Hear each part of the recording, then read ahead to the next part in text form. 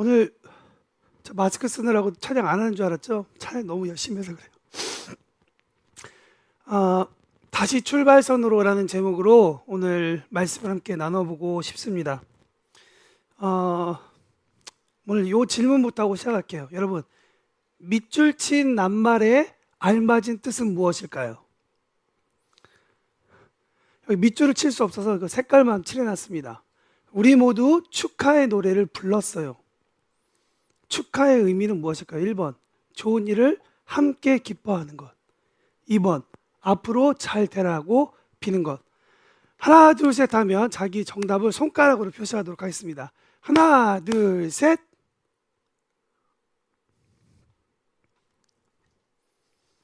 감사합니다.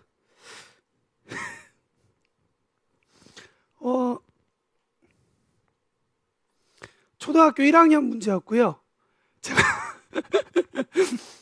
제가 요즘에 예비 초등학교를 든 학부모로서 이 초등학교 들어가기 전에 아이가 공부하려고 하는 내용 어저께 봐주다가 이거 뭐지? 이렇게 완전히 헷갈려가지고 정답은 2번이었습니다. 라고 얘기했으면 뭐 다들 놀랄 것 같은데 전혀 놀라지 않네요. 정답은 1번이죠. 네. 제가 요즘에 정말 너무 창피한 얘기지만 이 초등학생 국어 이 1학년, 2학년짜리 국어 문제를 같이 풀어주다 보면 한 가지 느끼는 게 있습니다. 그건 뭐냐면 나 정말 기본이 약하구나. 제가 청년방 톡에 뭔가 이렇게 쓸 때 항상 저에게 피드백을 해주는 두 여인이 있습니다. 그 중에 한 명이 저희 아내죠. 여보, 오타 났어요. 여보, 이 단어는 그 단어가 아니에요. 여보, 이거 잘못 썼어요. 뭐 이런 얘기를 하죠. 제가 그때마다 좀 그럴 수도 있지라고만 생각을 했는데요.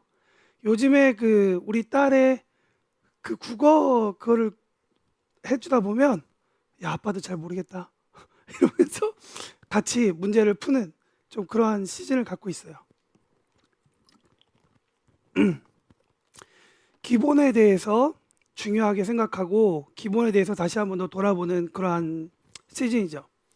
그래서 저도 오늘 여러분들에게 말씀을 한번 드리고 싶어요. 여러분들의 기본은 잘 되어 있는지, 우리의 신앙의 기본은 잘 되어 있는지 한번 점검해보는 그런 하루가 되었으면 좋겠습니다. 크리스천으로서 단단하게 그리고 건강을 유지하려면 어떠한 것들을 갖고 있어야 될까라는 생각을 해보죠.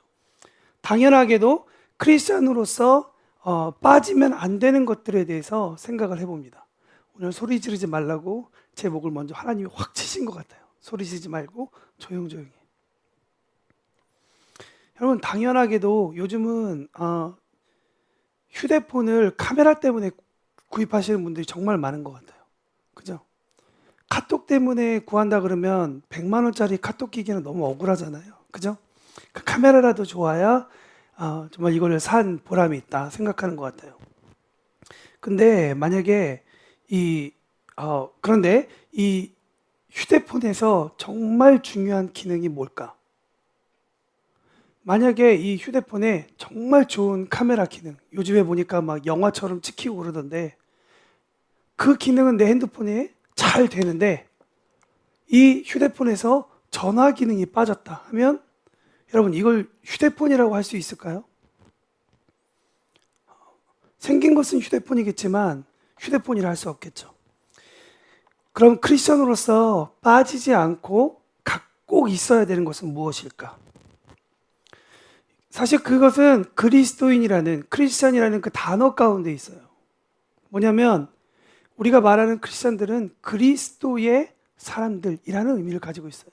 그러니까 우리가 그리스도가 우리의 삶 가운데 빠지게 된다 그러면 우리 가운데 폰 기능이 없는 휴대폰과 같은 그런 정체성을 가지게 된다는 거예요. 또 한 가지 생각한 건 뭐냐? 그러면 제 휴대폰에 이 정말 좋은 사진 기능이 있는데 이 사진 기능이 휴대폰과 잘 호환되는 게 중요하잖아요. 그죠? 만약에 제 핸드폰이 여기서 사진을 찍었는데 저기 화성까지 화성의 분화구까지 찍힌다 그러면 얼마나 놀라운 기능이겠어요. 근데 그렇게 하려고 그러면 휴대폰을 뜯어가지고 무슨 뭐 잭을 연결해가지고 어떻게 써야 되고 뭐 호환이 잘 안 돼. 그러면 여러분 그 휴대폰을 쓸 수 있을까요? 못 쓰게 되는 거죠. 그리스도인으로서 우리가 점검해야 될 부분 중에 하나는 무엇이냐면 그리스도와 우리와의 관계가 우리의 정체성을 잘 표현하고 있다면 우리는 그리스도와 잘 호환되고 있는가? 잘 호환되고 있는가? 그와 교제하고 있는가? 그것이 크리스찬의 생명이 될 것 같아요. 여러분에게 스스로에게 묻겠습니다. 여러분은 잘 그리스도와 호환되고 있습니까? 지난주 예배 끝나고 조그만 모임을 가졌는데요. 그 모임 가운데 어떤 분이 이런 얘기를 하더라고요. 어려울 때 기도하고 하나님을 찾게 되는데 그거는 너무나도 잘 습관이 들었는데 그 외의 순간에는 기쁠 때나 뭐 이럴 때에는 하나님을 찾는 일이 어렵다라고 이야기를 하더라고요. 그러면서 저에게 물어보는 거예요. 목사님, 어떻게 하면 평소에도 그렇게 하나님을 간절히 찾고 구할 수 있는 방법이 있을까요? 갑자기 훅 들어와서 너무 당황스러워가지고 대답을 잘 못했어요. 습관이 중요하다라고만 얘기했던 것 같아요. 아마 하나님과 교제하고 하는 부분이 잘 안 된다는 말인 것 같아요. 저도 많이 이해되죠. 그래서 오늘 질문이 생기는 거예요. 그런데 왜 크리스천들은 우리는 그리스도인이라고 얘기하면서 하나님의 아들과 딸이라고 얘기하면서 하늘의 것을, 위의 것을 잘 찾지 않을까? 오늘 골로새서 3장 1절부터 10절까지 있는 말씀은 우리 가운데 질문을 해주고 그것에 대한 답을 주는 것 같아요. 내가 왜 그리스도와 호환되지 않는가? 내가 분명히 하나님을 알고 있고 예수 그리스도를 믿었는데 왜 나의 존재는 그분과 호환되지 않는가를 생각해 보면 다시 말하면 위의 것을 찾지 않는가라는 그 질문을 해보면 어쩌면 의외로 간단하게 정리될 수 있는 것 같아요. 여러 가지가 있겠지만 전 두 가지를 생각해 봅니다. 첫 번째, 그것보다 더 좋은 게 있으니까 그래요. 여기서 말하는 좋은 것이라는 얘기는 내가 그것에 붙어 살든 사용하든 내가 누리든 어떤 모양이든 더 좋은 것이 있기 때문에 그래요. 제가 지난번에도 한번 설명드렸지만 누군가 저한테 새로운 핸드폰을 딱 준다 그러면 너무너무 감사하면서 그 가지고 전에 지금 들고 있는 거를 빨리 당근에 팔아서 현금화해야지 라고 생각이 첫 번째 들지 이거를 계속 가지고 있을 것 같지는 않아요. 더 좋은 것을 찾게 되는 것이 사람이거든요. 두 번째, 어쩌면 우리는 위의 것을 찾아야 된다라고 하는 그것은 배웠는데 그럼 위의 것을 찾아야 되는 것이 무엇인지를 그것이 어떻게 사용하는지를 우리가 제대로 배우지 않았기 때문이 아닐까라는 생각을 해요. 제대로 배우지 않아서. 제가 요즘에 그 집을 이사하고 나서 출근 시간이 좀 길어져서요. 그 지하철에서 하는 여러 가지들이 있어요. 아침에 묵상을 한다거나 아니면 뭐 여러 가지 일들 하는데 그 중에 하나가 유튜브 보는 일이에요. 유튜브를 보는데 요즘에 과학에 대한 이야기를 많이 보고 있어요. 과학에 대한 이야기. 예를 들면 인간은 왜 바닷물을 마시지 않고 민물을 먹도록 진화되었는가? 뭐 이런 질문부터 시작해서 시간이란 무엇인가? 뭐 이런 질문들을 여러 가지 질문들을 하는데요. 정말 재밌게 보고 있어요. 그러면서 제가 그 시간을 가운데 그런 것들을 많이 보고 배우면서 어떤 것들 하고 있냐면 어느 날 한 발자국 제 삶을 보니까 그런 것들에 빠져들기 시작하니까 그 시간에 해야 할 일을 하지 못하고 더 재밌는 거를 찾기 시작하는 거예요. 더 재밌는, 더 자극적인. 그것이 뭐 저의 지성을 자극하든 아니면 제 마음을 자극하든지 잘 모르겠지만 여튼 그런 것들을 더 찾게 된다는 거예요. 오늘 본문 말씀에 우리에게 말씀하고 계신 하나님의 도전이 있습니다. 1절 말씀에 보면 위의 것을 찾으라라고 이야기해요. 위의 것을 찾으라. 여러분, 찾으라는 말은 헬라어의 제테오라는 그런 단어를 번역한 거예요. 그럼 무슨 뜻이냐면 구하다. 특히 히브리어에서는 하나님을 경배하다라는 의미를 가지고 있어요. 동시에 열망하고 인내하고 물어보고 질문하고 추구하다라는 의미를 가지고 있는 것이죠. 그러니까 하나님께서 우리에게 위의 것을 찾으라라고 이야기할 때에는 이런 얘기가 되는 거예요. 너가 이 세상 살고 있지만 그러나 너가 하늘만 바라보지 말고 하늘에 대해서 질문 좀 해라. 하늘에 대해서 너가 끊임없이 추구해라. 왜 하늘에서 하나님께서 이 땅에 일어나고 있는 일이 무슨 일인지에 대해서 해석받도록 네가 끊임없이 질문해라라고 이야기를 하는 거예요.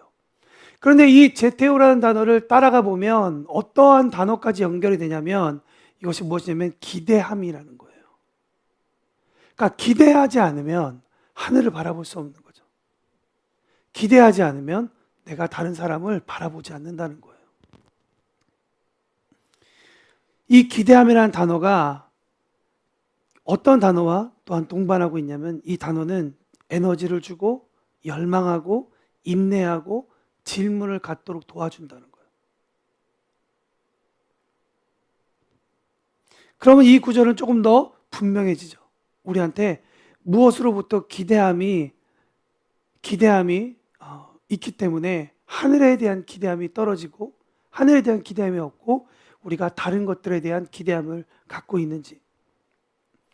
그러면서 우리에게 한 가지 질문해요. 1절 말씀에 보면 위의 것을 찾으라라고 말씀하시기 바로 전에 우리의 정체성에 대해서 이야기합니다. 뭐냐면 너희가 그리스도와 함께 다시 살리심을 받았으면, 니네가 그랬으면. 한국말로는 많은 단어들이 들어갔지만 헬라어 단어에는 딱 하나의 단어 가운데 이 문장이 해석됐어요. 죽음으로부터 일으켰으면. 좀 더 직관적으로 말하면 너희들이 죽었다가 살아났으면 이라는 의미예요. 죽었다 살아났는데 여러분 그 사건을 어떻게 잊지 못하겠어요. 제가 지금까지 살아오는 동안 모든 시간들을 다 기억하고 있다 그러면 제 머리는 정말 터질 것 같아요. 근데 제가 생각하기에 중요하다고 생각하고 여겨지는 것들도 사실은 많이 잊어먹어요. 그렇지만 이런 이야기를 들을 때마다 제 삶 가운데 팍팍 하고 꽂히면서 기억하고 있는 한 사건이 있어요. 그건 뭐냐면 제가 대학교 2학년 때 교회에서 수련회를 갔습니다. 근데 제가 그때는 교회에서 사무직을 하고 있었기 때문에 교회 일을 다 마치고 먼저 수련회를 떠난 사람들에게 이렇게 찾아가는 거였어요. 그래서 일찍 일을 마치고 아마 점심때쯤 그들이 있는 그 수련회 장소로 갔어요. 그 장소는 계곡이었어요. 여러분 계곡에 가가지고 사람들이 계곡 건너편에서 이제 제가 왔다고 막 손 흔들어주고 막 하고 있는데 저는 또 이제 좀 늦게 왔으니까 빨리 가야겠다 생각해가지고 계곡에 다리를 건너가지 않고 이렇게 보니까 계곡이 깊지 않은 것 같아서 그냥 바위들 사이에 이렇게 이렇게 해가지고 건너가고 있었어요. 광원 형제한테 가듯이 이렇게 탁 그런데 사람들이 계속 손들어주는 거예요. 반갑다고 막. 가지고 제가 광원 형제한테 가듯이 갔는데 푹 하고 빠져버린 거죠. 알고 보니까 그 계곡에 큰 돌을 뽑아낸 거였어요. 사람들은 반가웠던 게 아니고 오지마 이야기했는데 저는 너무 반가운 나머지 툭 하다가 푹 빠진 거죠. 제가 교회 사무실 일을 하고 있었다고 그랬잖아요. 물에 빠지는 순간 제가 들고 있었던 교회 열쇠들이 이렇게 둥둥둥둥 떠나려 가려고 하는 게 보이는 거예요. 그리고 얼마 전에 맞췄던 안경이 둥둥둥둥 떠내려가는 거죠. 시커먼 그 물속에서 많은 생각을 했어요. 안경을 잡자니 열쇠를 놓칠 것 같고, 열쇠를 잡자니 안경을 놓칠 것 같고. 지금은 뭐 다 이거 번호니까 번호 하나만 외우면 되는데 당시에는 정말 열쇠가 문통이었거든요. 열쇠를 잡고 안경을 흘려버렸어요. 안녕. 여러분, 정말 죽을 뻔하고 나니까 그러고 나서 물을 몇 번 먹고 막 하는데 누가 머리끄댕이를 팍 잡고 일으켜가지고 제가 지금 이 자리에 있지만, 그러고 나서부터 제가 무엇을 했겠어요? 바로 수영장 등록했어요.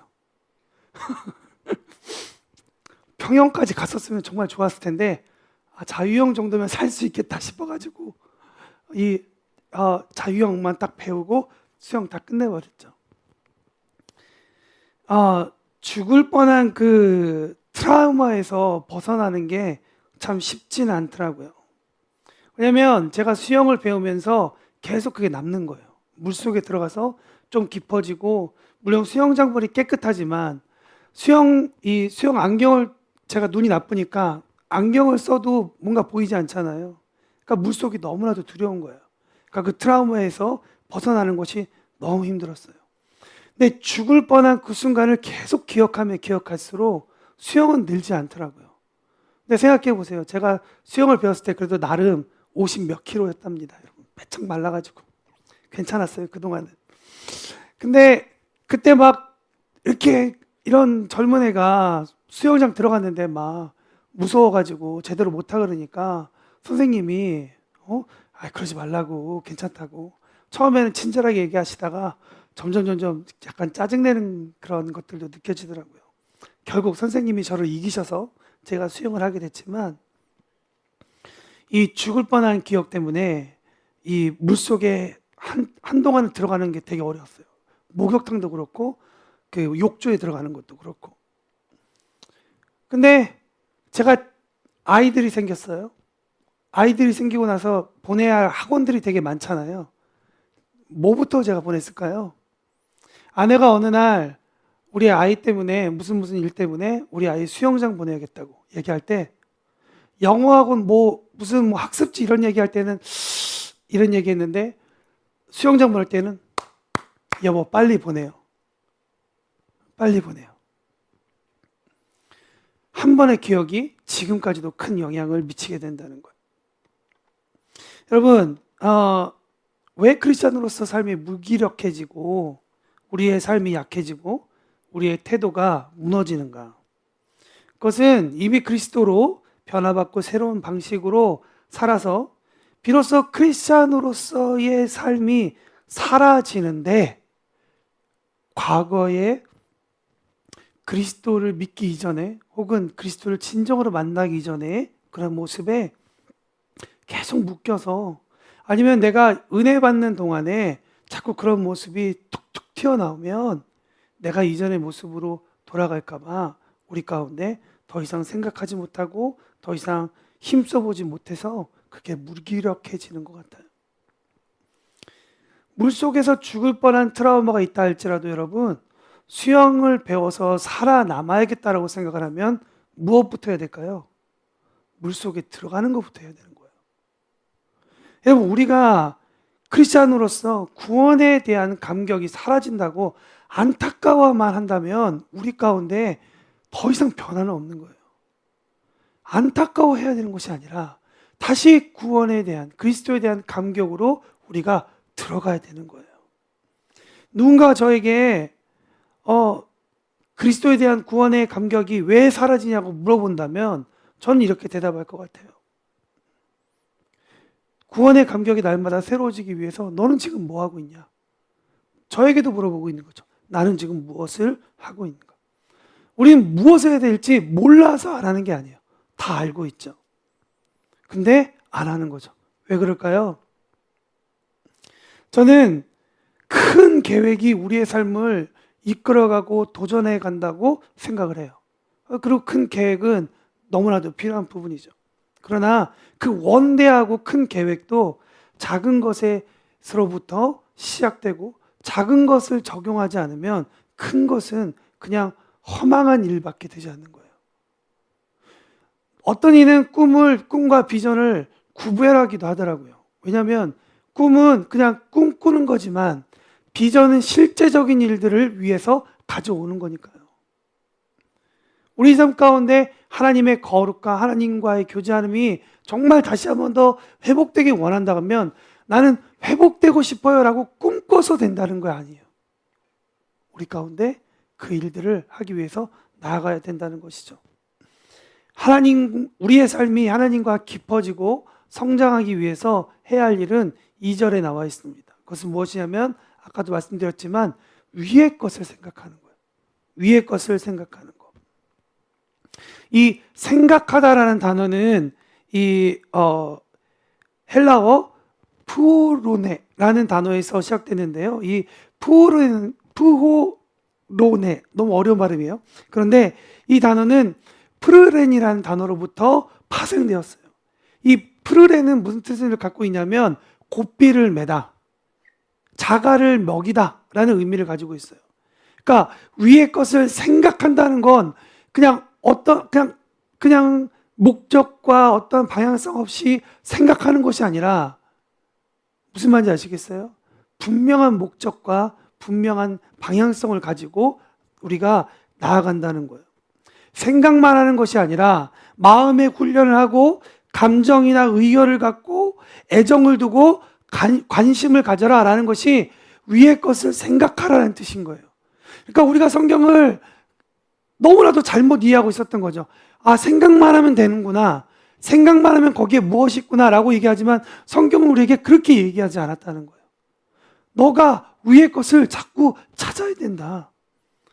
네 감정을 거기에 둬야 된다. 너의 의견을 거기에 둬야 된다. 너의 관심을 거기에 둬야 된다라고 이야기한다는 것이죠. 내가 생각할 수 있는 최상의 것이 아니라 최상의 것 그 이상에 대해서 이야기하고 있는 것이죠. 이 말은 무엇을 의미할까요? 위에 있는 것은 우리의 손이 닿을 수 있는 영역의 것들이 아니라는 거예요. 그 이상의 것들이 우리에게 기다리고 있다는 것이죠. 바로 창조주의 거예요. 창조주의 것. 이 말이 좀 어렵죠? 어떻게 창조물이 창조주의 생각을 예측하고 알 수 있겠어요? 여러분, 정말 미안한 얘기인데 직원들은 사장의 마음을 이해하기가 참 어려워요. 조그만 구멍가게라도 사장이 되어보면 사장의 마음과 직원들의 마음은 너무나도 달라요. 아이들이 부모님의 마음을 다 이해하는 것 같지만 부모님의 마음을 정말 이해하지 못해요. 우리가 하나님한테 정말 당신의 마음이 이것입니다, 당신이 이렇습니다라고 고백하고 우리가 아무리 이해를 해도 하나님의 마음을 이해하는 건 정말 조금밖에 되지 않는다는 거예요.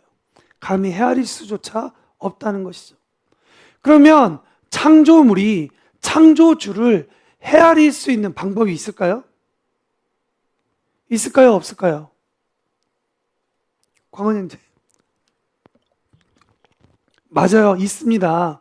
그건 뭐냐면 창조주가 창조물에게 가르쳐 줄 때예요. 창조주가 창조물에게 가르쳐 줄 때. 아빠가 자녀에게 말을 해줄 때. 사장이 직원에게 이야기해 줄 때 비로소 호환이 일어나는 거예요. 여러분, 하나님의 마음을 알려주는 분이 누구십니까? 목사 아니에요. 여러분의 엄마 아빠도 아니고요. 이 세상의 것은 그 어떤 것도 존재하지 않아요. 그건 유일하게 성령 하나님 뿐이라는 거죠. 하나님의 마음을 알 수 있는 건 성령 하나님 밖에 없다는 거예요. 위의 것을 찾기 위해선 바보 같지만 다른 데서 아무리 찾아봐도 우리는 그것을 찾을 수가 없는 거예요. 성령님께 간구하는 거예요. 그 일은 누가 해줄 수 있는 것이 아니에요. 나만 할 수 있는 거예요. 내가 할 수 있는 거예요. 그래야 그 모든 일에 대해서 하나님의 뜻과 의미를 알 수 있는 거예요. 하나님과 깊어지고 성장하기 위해 해야 할 두 번째 일도 2절에 나와 있습니다. 뭐냐면 땅의 것을 생각하지 않는다는 거예요. 여러분, 땅의 것이 무엇입니까? 땅에 대한 여러 가지 해석이 있을 것 같아요. 그런데 제가 땅의 것 하면 제일 처음에 떠올랐던 단어 중에 하나가 아담이었어요. 아담이 하나님의 말씀을 자기의 욕심 때문에 어긴 이후에 그만 아담이 책망받습니다. 그죠? 근데 아담만 책망받지 않아요. 또 무엇이 책망을 받죠? 이러면 뭐 답이 없는데요. 하와 말고 아담이 만들어진 땅도 책망받게 되고 저주받게 돼요. 그래서 아담이 죄를 짓기 전에는 땅은 그냥 말씀 가운데 좋은 것들만 계속 만들었는데, 아담이 죄 짓고 난 다음에 땅이 생산하기 시작한 두 가지가 있어요. 뭘까요?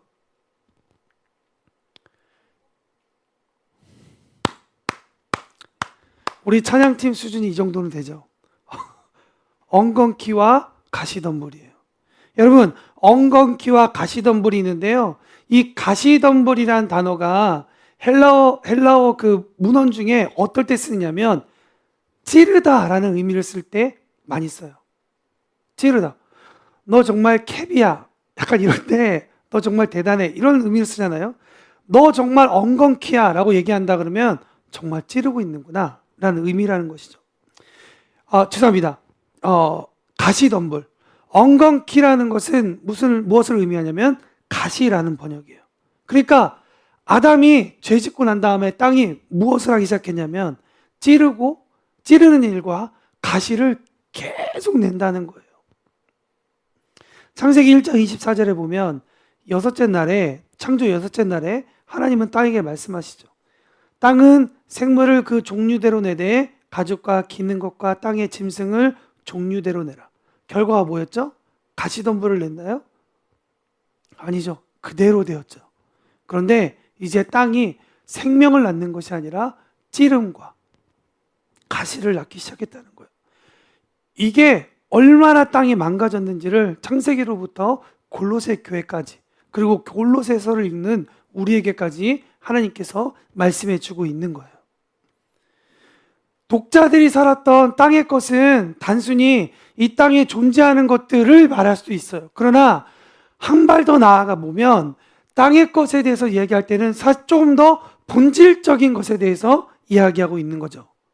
5절에 보면 땅의 것에 대해서 얘기하면서 이렇게 얘기합니다. 음란과 부정과 사욕과 악한 정욕과 탐심, 특별히 탐심은 우상숭배다라고 이야기해 주고 있다는 거예요.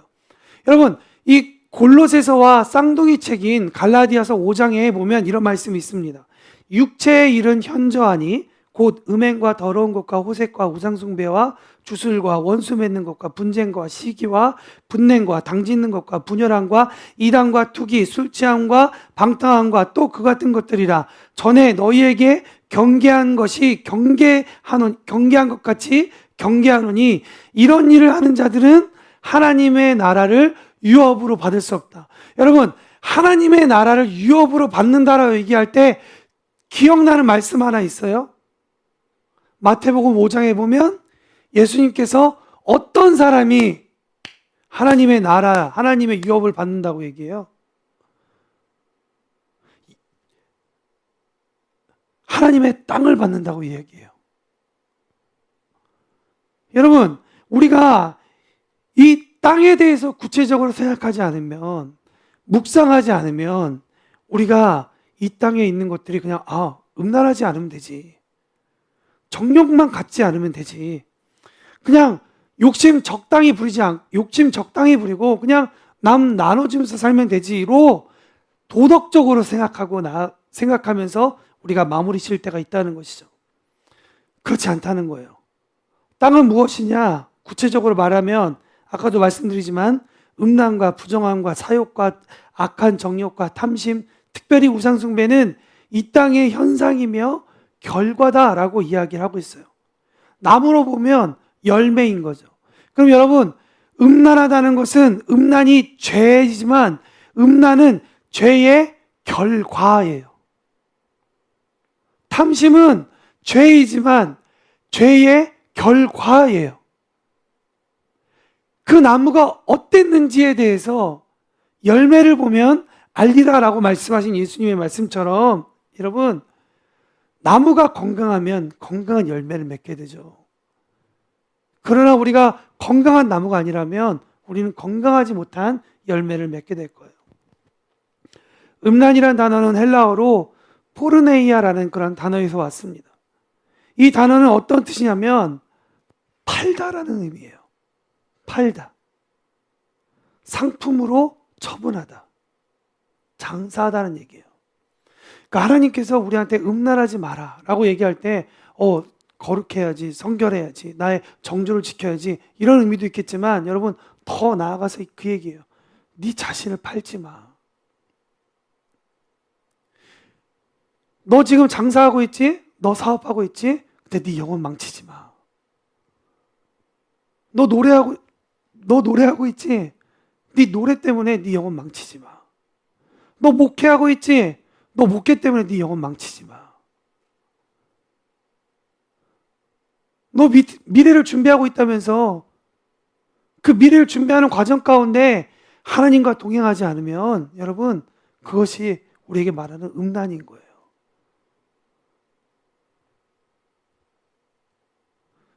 제 소원이 하나 있다면 빨리 목회 은퇴하는 거예요. 정년 되기 전에. 근데 그 전에 갖고 싶은 마음은 뭐냐면 끝까지 잘 은퇴하는 거예요. 제 자신 팔아먹지 않고. 목회하면서 장사꾼 되지 않도록 하는 것이 제 소원이에요. 근데 그것이 하나님을 바라보지 않으면 어떻게 제가 저를 알 수 있겠어요? 너무나도 재미있게요, 여러분. 사람은 언제나 자기가 바른 길을 간다고 생각해요.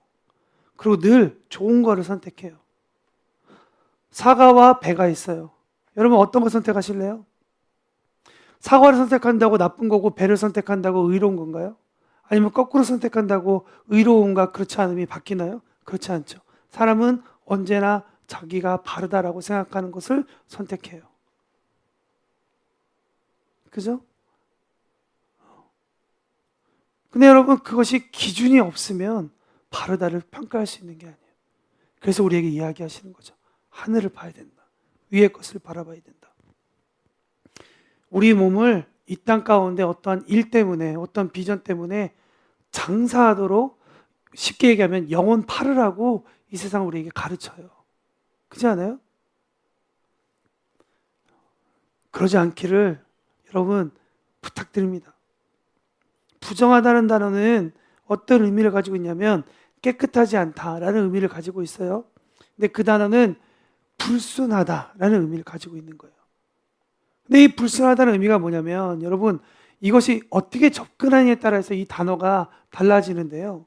뭐냐면 정말 깨끗했던 젤리가 땅에 툭 하고 떨어졌는데 땅에 여러 가지 흙이나 먼지들이 젤리 가운데 타타타닥 따 있어요.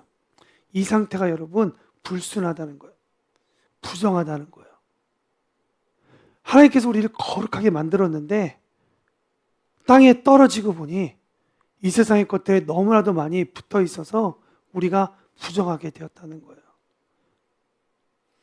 이것을 우리는 원래 더러웠는데 우리가 이것을 내가 도덕적으로 말씀으로 깎고 뭐로 깎고 내가 무엇을 해가지고 내가 깎아서 거룩해진다라고 접근하시면 절대 안 되는 거예요. 그러면 욥과 같은 삶을 사는 거예요. 욥이 나쁜 사람이 아니라 욥의 가운데 하나님께서 가르쳐주고 있는 한 가지 메시지가 있어요. 그건 뭐냐면 욥은 하나님을 너무나도 잘 알았어요. 그러나 하나님의 어떤 분이신지 알지 못했어요. 제가 이 이야기 계속 몇 주째 말씀을 드리고 있는데요. 이것이 우리 가운데 주신 하나님의 메시지예요. 세 번째, 사욕은 어떤 얘기냐면 감각 또는 그 인상을 체험하다라는 뜻이에요. 지나친 사랑으로 번역되기도 해요. 그러니까 사랑할 때는 희생하는데 지나친 사랑은 뭐죠? 값을 가지고 어떠한 은밀한 계획을 가지고 사랑하는 게 되는 것이죠. 순수함을 잃어버리게 되는 거예요. 정욕이라는 단어 자체가 금지한 것을 마음에 두고 갈망하다는 의미를 가지고 있어요. 무가치하고 유해한 것을 계속 구하는 것, 그것이 정욕이라는 단어이죠. 욕심을 내는 것, 갖기 위해서 사기치고 강탈하는 것이 탐심이에요. 근데 탐심이라고 얘기하면서 오늘 본문은 한 번 더 강조해요. 탐심은 무엇이라고요? 우상숭배다. 내가 1인자가 되기 위해, 내가 원하는 성공의 어떤 결과를 얻기 위해 하나님의 자리마저 빼앗고 올라가는 것, 그것이 탐심이라고 이야기하고 있다는 것이죠. 결국 땅의 것을 생각한다는 것은 성령님의 인도하심에 따라서 살아가는 것에 대해서 정확하게 반하는 일이죠. 서로 대적하게 되는 거예요. 왜 무기력해지냐? 이 성령님을 따라가는 것과 성령님의 인도하심에 대해서 거역하는 이 두 가지 사건 사이에 정확하게 있기 때문에 그래요. 무기력해지는 마음의 그 이유에 대해서 말하자면 결국 골로새 교회도, 갈라디아 교회도, 그리고 우리에게도 이 땅의 것이 익숙하고 이 땅에 노출된 문화를 따라가기 때문이라고 오늘 성경은 이야기하고 있죠. 그래서 오늘 본문은 우리에게 5절에 도전하고 있습니다. 땅에 있는 것을, 땅에 있는 지체를 죽이라. 왜냐하면 이런 것들이 하나님의 마음을 불편해드리고 화를 내게 해드린다는 것이죠. 하나님의 마음을 화내게 해드리고 화를 내게 한다는 것. 여러분, 제가 여러분을 드리는 두 번째 질문이에요. 여러분 정말 하나님의 마음에 관심이 있으세요? 하나님의 마음이 정말 어떤 것인지 그려지세요? 우리의 대부분의 기도는 이런 기도인 것 같아요. 하나님, 음란하지 않게 도와주세요. 부정하지 않게 도와주세요. 사욕 갖지 않도록 도와주세요. 정욕을 갖지 않도록 도와주세요. 우상 숭배하지 않도록 도와주세요 라고 얘기하는데요, 오늘 본문 가운데에서 하나님께서 우리에게 주시는 말씀은 그러한 도움을 구하는 기도는 당연히 해야 되지만 그 죄 때문에, 그 죄들에 대해서는 우리가 조금 더 능동적으로 행동할 것에 대해서 하나님께서 우리에게 요구하고 있어요. 능동적으로 행동하라는 얘기죠. 특히 음란의 의미가 나를 팔아 넘기는 것이라고 제가 말씀을 드렸는데요, 여러분, 사단을 하나님처럼 우리의 마음을 조정하고 우리의 마음을 인도할 수 있는 자격, 힘, 그런 것들은 아무것도 없어요. 그러나 딱 한 가지 사단이 하나님을 조롱할 수 있다면 그것은 무엇일까요? 하나님의 최고의 걸작품을 망가뜨리는 것이죠. 사람을 망가뜨리는 것이야말로 하나님께 심판을 받게 되는 그러한 시한부, 인생, 존재 같은 사단행이 마지막에 남을 수 있는, 그건 하나님을 조롱할 수 있는 최고의 아이템이라는 것이죠. 그래서 사람을 망가뜨리는 거예요. 우리가 망가지면 사단이 너무 기뻐하는 거예요. 하나님 보셨죠? 당신의 최고 작품이라면서요. 당신의 형상을 가졌다면서요. 이 친구 얼마 전까지만 해도 큐티하면서, 당신 예배하면서 하나님한테 어떻고 저쩌고 얘기했는데 보셨죠, 하나님? 욥기 1장에서 하나님을 참소하는 사단과 지금도 우리 삶 가운데, 우리 가운데 있어서 우리를 유혹하는 사단은 그때나 지금이나 변함이 없다는 거예요. 그래서 우리에게 말씀하시는 거예요. 위의 것을 찾으라. 위의 것을 찾으라. 위의 것을 찾는 삶은 하늘 아래 땅에서 사는 동안 죄악된 성향과 추구를 죽이고 새로운 성품으로 경건한 삶 속에서 외향적인 그 표현이 나타날 때까지 계속적으로 영적 전쟁 가운데 휘말리게 된다는 것을 우리에게 가르쳐 주는 거예요. 내가 위의 것을 잘 찾고 있다라는 그 열매는 무엇이냐? 우리 가운데 영적 전쟁이 있는 거예요. 아멘? 우리 여기 있는 모든 사람들, 그리고 영상으로 함께 예배드리는 여러분들이 아마 다 똑같은 마음일 거예요. 우리 가운데 왜 영적 전쟁이 있지? 그것은 지금 잘하고 있다는 얘기예요. 다시 말하면 그리스도 안에서 새로운 사람이 되었으므로 새로운 사람답게 살아야 함, 즉 창조주의 형상인 그리스도와 일치되는 생활 스타일을 권고하고 있다는 것이죠. 여러분, 우리 교회의 캐치프레이즈 중에 하나가 뭐냐면 살아있는 예배와 문화로 다음 세대를 세우는 교회예요. 세대를 세우기 위해서 우리 교회 가운데 하나님께서 주신 마음은 뭐냐? 하나는 예배이고 하나는 삶의 태도예요. 삶의 태도. 문화를 만들어가는 것. 여러분이 지금 속해 있는 그곳엔 하나님께서 단순히 그곳에서 월급 받으라고 우리의 재능을 자랑하라고만 알려주시는 것이 아니에요. 그곳에서 새로운 문화를 만들어가라고 말씀해 주시는 거예요. 아래에 있을 때에는 아랫사람으로서의 문화로 만들고 위에 사람이 되었을 때는 윗사람으로서의 문화를 만들어가는 것이죠. 문화로 번역될 수 있는 생활 스타일, 어떤 문화가 우리 삶 가운데 일어나야 될까요? 특별히 3가지 말씀드리고 오늘 설교 마치고자 합니다. 첫 번째, 5절 말씀에 있어요. 저를 따라해 보세요. 죽이라. 죽이라. 여러분, 무엇을 죽여야 될까요? 이 단어는 의미적으로 볼 때 죽이라는 단어도 있지만 똑같은 무게로서 사용되는 단어가 무엇이냐면 진압하라라는 얘기예요. 진압한다는 나의 만족을 위해서 끊임없이 우리들 가운데 올라오는, 그리고 우리 바깥에서 우리를 유혹하는 것들을 어떻게 하라고요? 죽이라고요.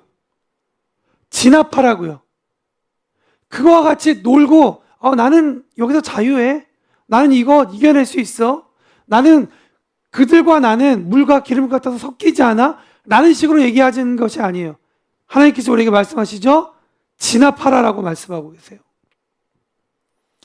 죽이라는 말과 동격으로 쓰인 이 말은 땅에서 표현하는 5가지 음란과 부정과 사욕과 무한한 정욕과 탐심과 우상숭배, 우리의 영광과 우리의 만족을 위해서 하는 모든 일들에 대해서 어떻게 하라고요? 진압하라라고 말하고 있다는 거예요. 죽이겠다는 건 내 삶 가운데 새로운 의지의 변화입니다. 새로운 마음의 태도를 말하고 있죠. 여러분, 그럼 우리가 어떻게 진압하고 죽일 수 있을까요? 구체적인 표현이 8절에 나와 있습니다. 2번째, 따라해 주십시오. 벗어버리라. 벗어버리라. 여러분, 8절에 이렇게 써 있습니다. 이제는 너희가 이 모든 것을 벗어버리라 라고 이야기하는 거죠.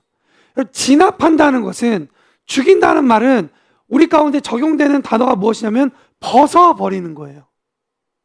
자꾸 껴안지 말고, 자꾸 그것을 붙잡지 말고 어떻게 하라고요? 벗어버리라고 이야기를 하고 있다는 것이죠. 땀으로 흠뻑 젖은 내 땀 냄새로 가득했던 어저께 벗어놓았던 운동복을, 너무 그 운동복이 예쁘다고 또 그것을 꾸역꾸역 입고 나가는 사람은 없죠. 물론 제가 가난할 땐 좀 그럴 때가 있었어요. 냄새 맡아보고 괜찮네 이러고 나간 적은 있었어요.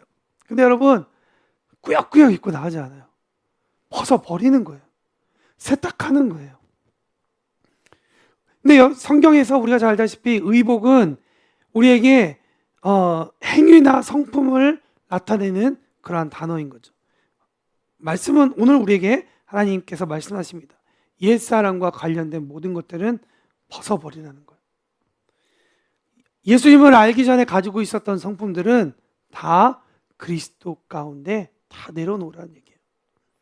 8절, 그 성품들은 무엇이냐? 분함, 노여움, 악의, 비방, 부끄러운 말, 거짓말.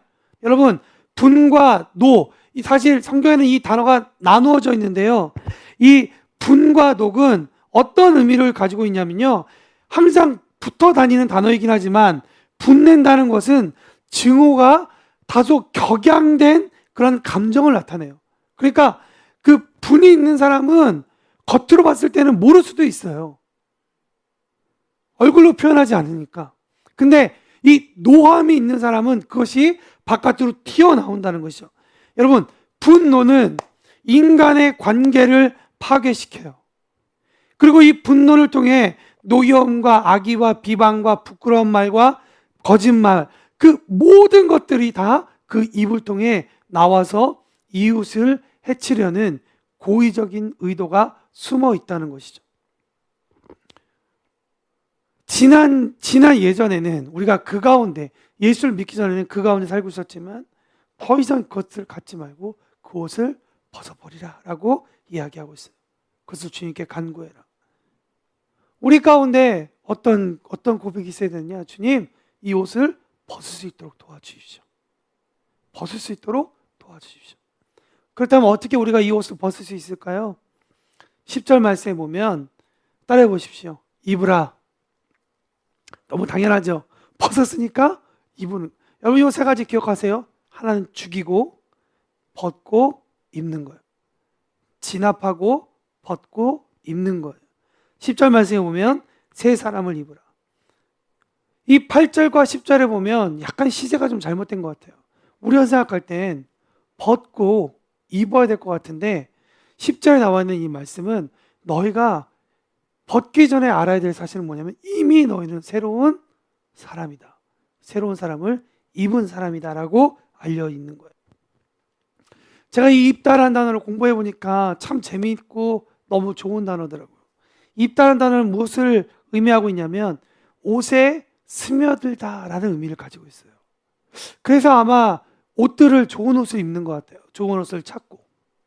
그러면 좋은 옷을 뭐 딱 걸치면 그렇게 보이는 사람처럼 돼서 아마 마음이 그 모습 가운데 스며들기 때문이지 않을까 생각합니다. 근데 여러분, 옷 속에 스며들다라는 단어와 성경에 비슷한 우리가 너무나도 잘 알고 있는 한 단어가 있어요. 그건 무엇이냐면 바로 밥티조라는 단어예요. 밥티조. 한국말로 이 단어가 어떤 단어로 번역되냐면 세례라는 단어로 번역되어 있어요. 한번 제가 설명드린 것 같은데요. 여러분, 세례라는 단어는 어떤 의미를 가지고 있냐면 아무것도 물이 들지 않는 깨끗한 천이 그 나연물에 들어가서 있을 때 그 하얀 천이 물감의 그 색깔을 쭉 빨아들이는 그 모습을 밥티조의 의미가 가지고 있어요.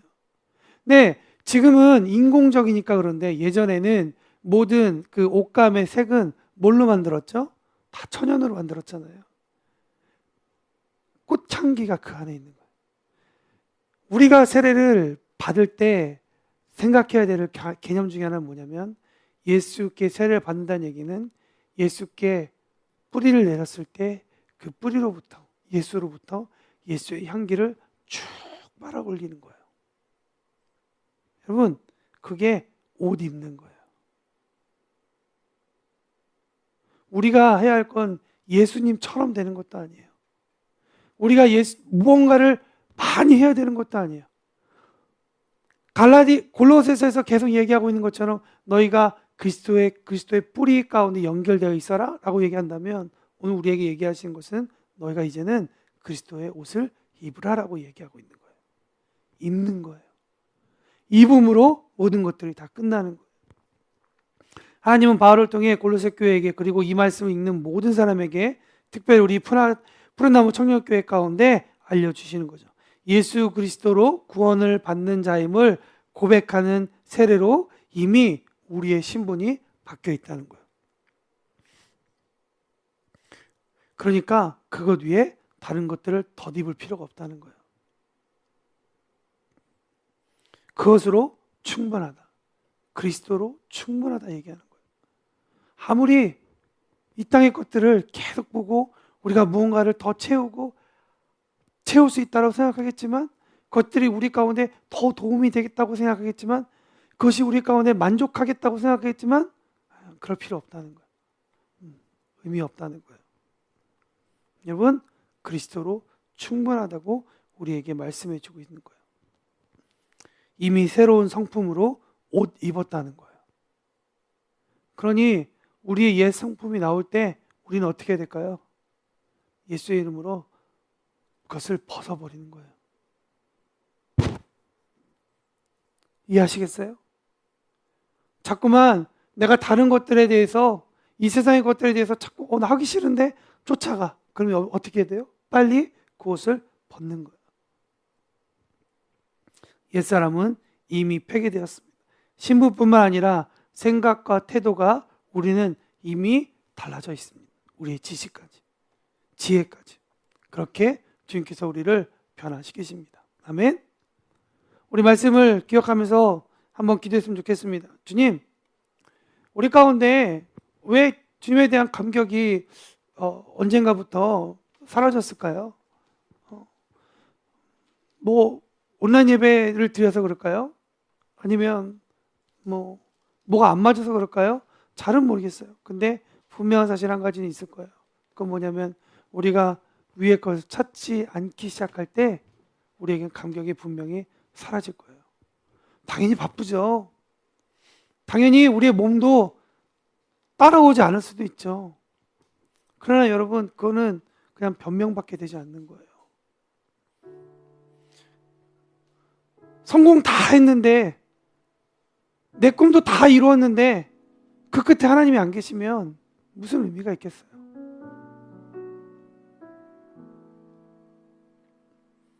나는 무엇을 위해서 일했을까?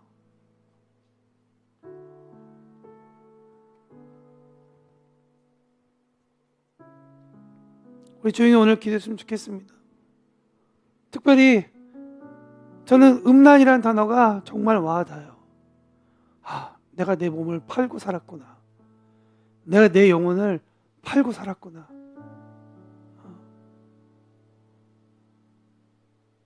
나의 어떤 만족함을 위해서 내가 그렇게 살았구나. 목요일 날부터 말씀을 준비하면서 이 단어가 계속 와닿아요.